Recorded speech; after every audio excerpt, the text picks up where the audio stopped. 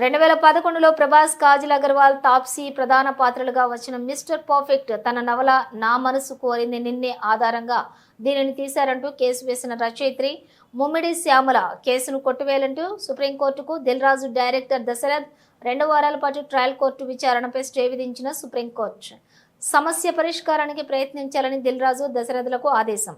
ప్రభాస్, కాజల్ అగర్వాల్, తాప్సీ ప్రకాష్ రాజ్ ప్రధాన పాత్రలో 2011లో విడుదలైన సినిమా మిస్టర్ పర్ఫెక్ట్. తాను రాసిన నా మనసు కోరింది నిన్నే నవల ఆధారంగా మోసపూరితంగా ఈ సినిమాను తీసి తన హక్కులకు భంగం కలిగించారంటూ 2017లో రచయిత ముమ్మిడి శ్యామల కోర్టును ఆశ్రయించారు. అయితే కాపీరైట్ కాలపరిమితి ముగిసింది కాబట్టి కేసును కొట్టివేయాలని కోరుతూ నిర్మాత దిల్ రాజు, ఈ మూవీ దర్శకుడు కొండపల్లి దశరథ్ సుప్రీంకోర్టును ఆశ్రయించారు. ఈ పిటిషన్లను నిన్న జస్టిస్ జేబీ పార్టీవాలా, జస్టిస్ మహాదేవన్లతో కూడిన ధర్మాసనం విచారించింది.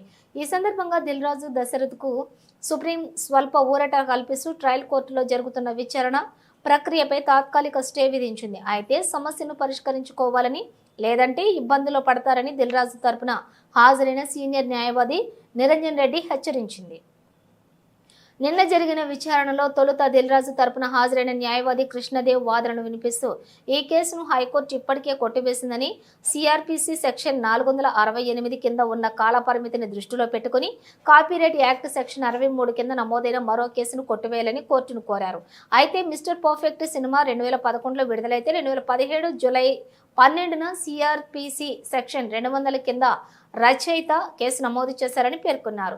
స్పందించిన న్యాయస్థానం, ఈ సినిమా నిరంతరం టీవీలో ప్రసారమవుతోంది కాబట్టి ప్రాథమికంగా ఇది నిరంతరం సాగే నేరంగానే కనిపిస్తోందని, కాబట్టి ఈ అంశాన్ని తాము పరిశీలించాలనుకుంటున్నట్టు న్యాయస్థానం స్పష్టం చేసింది. ఈ కేసులోని ప్రతివాదికి నోటీసులు జారీ చేస్తూ 2 వారాల్లోపు సమాధానం ఇవ్వాలని ఆదేశించింది. ఇప్పటి వరకు ట్రయల్ కోర్టులో ఉన్నటువంటి ప్రొసీడింగ్స్ పై స్టే విధిస్తున్నట్లు పేర్కొంది.